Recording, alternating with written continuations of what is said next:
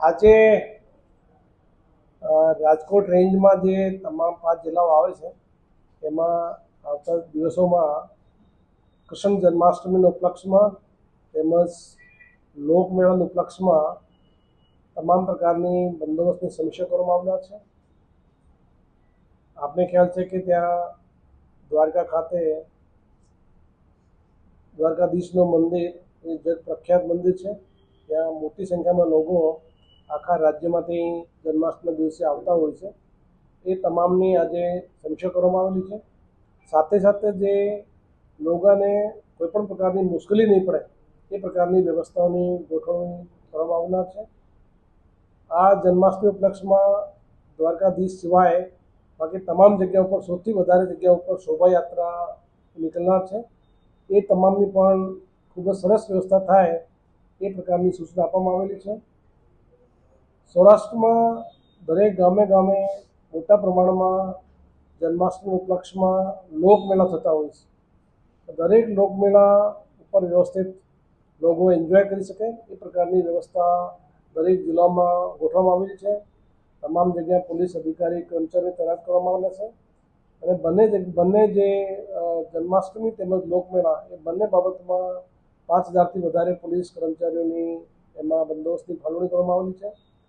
આપને મારફતે પણ પબ્લિકને પણ અપીલ કરું છું કે તમામ જગ્યા ઉપર ખૂબ જ પોલીસની ઇન્સ્ટ્રક્શન આપેલા છે તમામનું પાલન કરે, ટ્રાફિક નિયમોનું પાલન કરે, જેથી કોઈપણ વ્યક્તિને અકસ્માત અથવા બીજા કોઈ ટ્રાફિકનો અડચણ ઊભી નહીં થાય એ પ્રકારની વ્યવસ્થા કરવામાં આવેલી છે.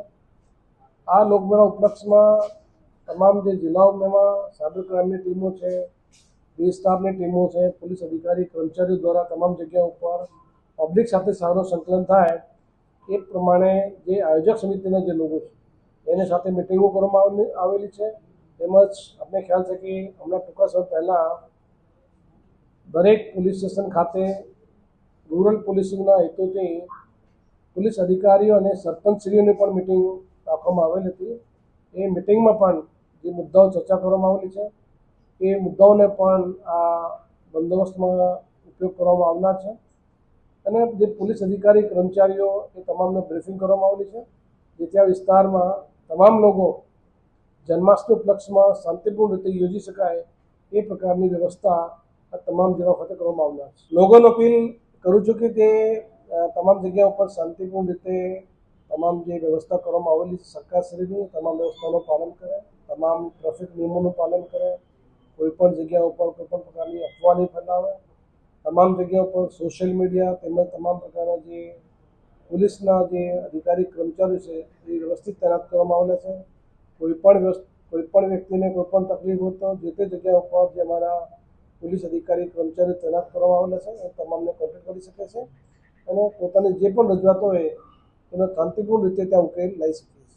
એ રાજકોટથી જ્યારે જેતપુર બસ જતા હોય છે ત્યાં રોડમાં અમુક જે કન્સ્ટ્રક્શનના કામના કારણે ટ્રાફિકનું ભારણ વધારે રહેતું હોય છે એટલે આ દિવસોમાં રાજકોટ રૂરલ પોલીસ તરફથી વિશેષ બંદોબસ્તની પણ વ્યવસ્થા કરવામાં આવનાર છે.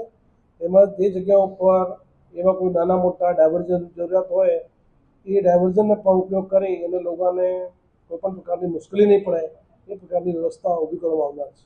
આપને ખ્યાલ છે કે જે આખા રાજ્યમાંથી અને આખા ભારત દેશમાંથી લોકો દ્વારકાધીશ મંદિરની મુલાકાત માટે આવતા હોય છે. ભગવાનના જે જન્માષ્ટમીના ઉપલક્ષમાં લોકો દર્શન માટે પણ આવતા હોય છે. એ તમામ પ્રકારની વ્યવસ્થાઓને 2 દિવસ પહેલાં આખરી આપવામાં આવેલો છે.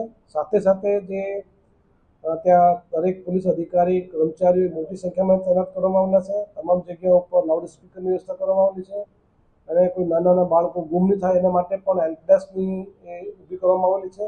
સાથે સાથે જે દરેક જગ્યા ઉપર પોલીસના અધિકારી કર્મચારીઓ વોકી ટોકી સાથે તૈનાત કરવામાં આવેલા છે અને તમામ લોકોની જે કોઈપણ પ્રકારની શંકાસ્પદ ગતિવિધિ હોય એના પર વોચ રાખવા માટે આખા દ્વારકાધીશ પરિસરમાં સીસીટીવી કેમેરાથી પણ નિગરાની કરવામાં આવનાર છે. ડ્રોન એ અમારો બંદોબસ્તનો એક ખૂબ જ અગત્યનો ભાગ હોય છે. તમામ જગ્યા ઉપર જે જગ્યા ઉપર જરૂરિયાત ઊભી થશે એ તમામ જગ્યા ઉપર જે ટેકનિકલ સર્વેલન્સ હોય અને હ્યુમન ઇન્ટેલિજન્સના જે સાધનો હોય એ તમામ પ્રકારના સાધનોનો બંદોબસ્ત દરમિયાન પણ ઉપયોગ કરવામાં આવનાર છે. સાંજ સમાચાર ફેસબુક પેજને લાઇક કરો, વિડીયો શેર કરો અને વધુ વિગતવાર સમાચાર માટે sanssamachar.net વિઝિટ કરો.